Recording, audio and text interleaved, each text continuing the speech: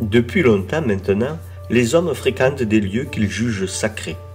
Déjà les Gaulois vénèrent les eaux, s'installent près des sources et provoquent des pèlerinages au long cours. Pour que le pèlerinage apparaisse, il faut que des sites acquièrent une renommée dépassant le cadre local, que des autorités religieuses les prescrivent ou l'imposent, comme le pèlerinage de Saint-Gilles avait été imposé aux hérétiques albigeois au XIIIe siècle.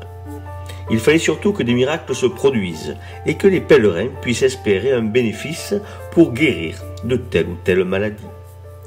Au Moyen-Âge se développe intensément le pèlerinage de Saint-Gilles en relation avec le culte des saints. Que ce soit les tombeaux ou les reliques, c'est-à-dire des os, des objets ou toute autre chose ayant été au contact du saint, les sites qui vont les accueillir deviennent les destinations privilégiées des pèlerins en quête d'une guérison, d'une rédemption ou d'un regain spirituel. La renommée de Saint-Gilles et la prospérité du Languedoc oriental au XIIe siècle et surtout au début du XIIIe font de l'abbatiale de Saint-Gilles une destination majeure.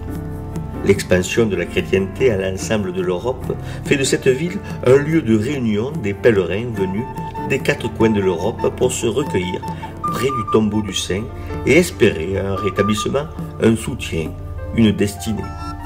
On comptera plus d'une centaine de changeurs de monnaie dans la ville au fait de son rayonnement. Le moteur du pèlerinage, c'est le miracle, dont les clercs font une large publicité au travers des vies des saints.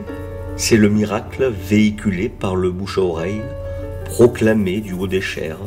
C'est la superstition aussi.